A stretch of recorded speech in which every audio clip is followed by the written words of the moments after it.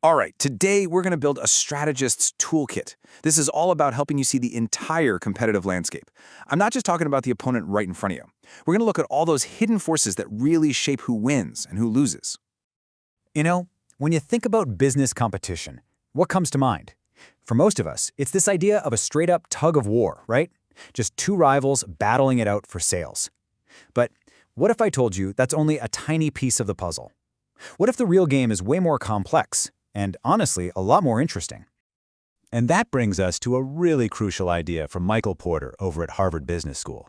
He says, look, it's not about being the biggest, it's about being the most profitable. And that one little shift in thinking, it changes everything. It forces you to stop staring at your direct rival and start looking at the deep structure of your entire industry. So how do we do that? Well, we're going to start with what I call the inner circle, your immediate competitive environment. We're going to use a classic, super powerful framework to map out all the pressures that are shaping your profitability right now. And that framework is Porter's 5 forces. Think of it as a powerful toolkit for dissecting the structure of literally any industry. Once you get a handle on these forces, you can start making much better predictions, you can craft way smarter strategies, and yeah, you can drive real profitability. So what are these 5 forces exactly? Okay, first, you've got the power of buyers, then the power of suppliers. Next up is the threat of substitutes and the threat of new entrants. And right there in the middle, smack in the center of it all, is the rivalry among the companies already in the game. Let's break each one of these down. Okay, first up, your buyers, your customers.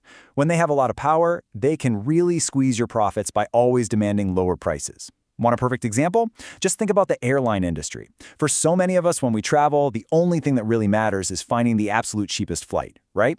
That gives us, the buyers, a ton of power and makes the price competition just brutal.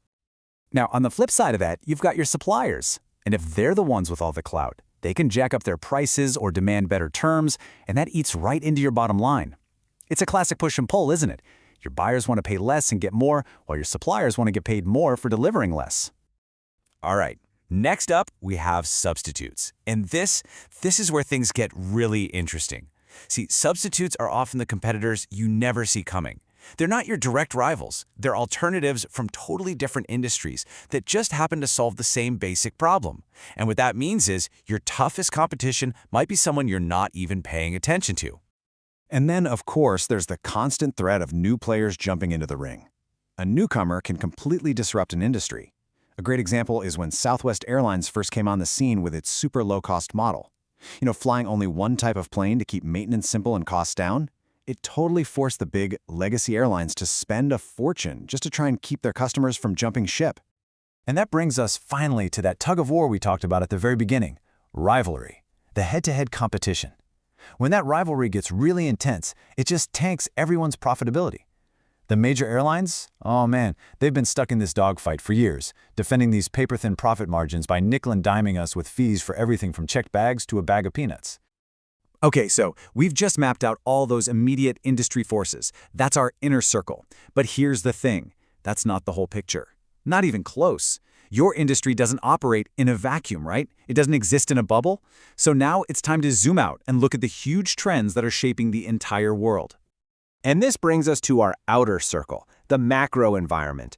And to make sense of all these big, sweeping forces, we're going to use another really handy framework. It's called PESTLE, and it's perfect for scanning for those big external trends. So PESTLE is just an acronym. It helps us break down these massive megatrends into 6 buckets we can actually wrap our heads around. So P is for political shifts, like a new administration taking office. E is for economic trends. Is the economy booming or are we in a downturn? S is for social changes. What are the big shifts in what customers value or how they live? T is for technology, things like the rise of AI. L is for the legal and regulatory world. And finally, E is for environmental issues, like the growing demand for sustainability. Okay, deep breath. We've gathered a ton of data now, right? We've looked at our inner circle, the 5 forces, and our outer circle, all those PESTLE trends. We have our map. But now comes the most important question of all. So what? What do we actually do with all this information? How do we turn insight into real action? Well, a really simple but super powerful way to start is to sort all those external trends into just two buckets. Think of them as headwinds and tailwinds. Are they headwinds, trends that are creating resistance and making it harder for you to grow? Or are they tailwinds, trends that could actually help push you forward and accelerate your growth? Just making that simple distinction is huge for figuring out what to focus on. And here's where it all clicks together. See? Those headwinds and tailwinds you just identified, they feed directly into another classic tool, a SWOT analysis. The tailwinds become your opportunities, and the headwinds become your threats. All of a sudden, your strategic planning is so much more solid because it's based on real-world data. You might be thinking, okay, great, but where do I actually find all this data? Well, the good news is you don't have to guess. There are some fantastic resources out there. You've got things like the Economist Intelligence Unit, specific industry reports and trade associations, and of course, all the big consulting firms. They all publish amazing analysis on these megatrends. And please remember this. This is not a one-and-done exercise. You don't just do it once and put it on a shelf. The world is changing incredibly fast. A great strategy has to be agile.